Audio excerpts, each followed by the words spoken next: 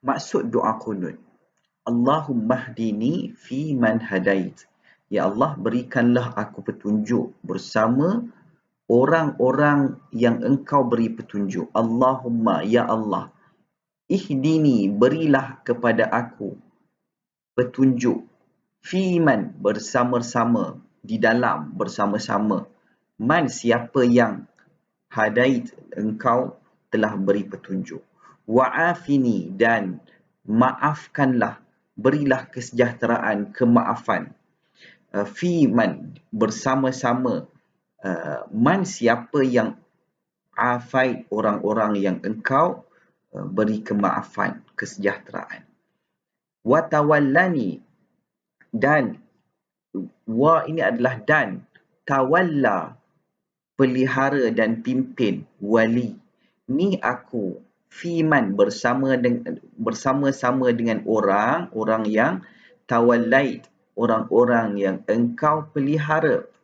Wabarikli, dan berkatilah untuk aku, li untuk aku, fima, tentang apa yang a'tait, engkau kurniakan, engkau berikan, berkatilah apa yang engkau telah berikan kepada aku. Waqini, dan lindungilah aku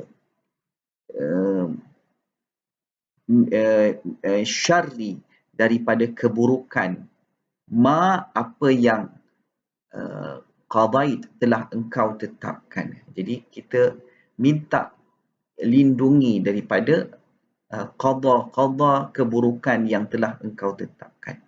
Fa innaka, sesungguhnya engkau, taqdi, yang menetapkan segala sesuatu, wala yuqda alaik, dan tiada siapa yang dapat menetapkan sesuatu ke atasmu. Wa innahu la yadhillu man walait, sesungguhnya, dan wa adalah dan, inna sesungguhnya, la tidak akan hina, la yadhillu man walait, siapa yang engkau lindungi, engkau sanjungi. Wala ya'izzu, dan tidak akan mulia, man adait, orang yang engkau musuhi. Tabarakta, maha berkat engkau, wahai Tuhan kami, Rabbana wa ta'ala, dan maha tinggi engkau. Falakal hamd, dan maka kepada engkaulah segala pujian, ala ma qadait, atas apa yang telah engkau tetapkan.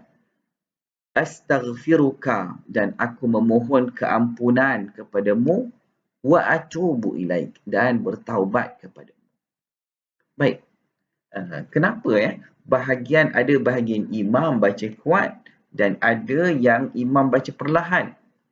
Apabila imam membaca qunut berjemaah, lafaz berbentuk doa dibaca kuat supaya makmum dapat mengaminkan. Imam juga biasanya menukarkan lafaz tunggal kepada lafaz jamak. Allahumma hdina fi man hadait. Na adalah kami. Ya Allah, berikanlah petunjuk kepada kami. Makmum mendengarnya lalu menjawab amin. Tetapi apabila sampai kepada bahagian yang berbentuk pujian kepada Allah, pujian ini as-sana, seperti fa innaka taqdi wa la yuqda alait, wa innahu la yadhillu man walait, wa la ya'izzu man adait, tabarakta rabbana wa ta'alait. Ini bukan lagi permintaan seperti ya Allah berilah kami, tetapi merupakan pujian dan pengagungan kepada Allah. Sebab itulah dalam perincian mazhab Syafi'i, makmum tidak mengaminkan bahagian pujian tersebut. Makmum disunatkan turut membaca pujian itu sendiri secara rahsia, secara perlahan. Wallahu a'lam.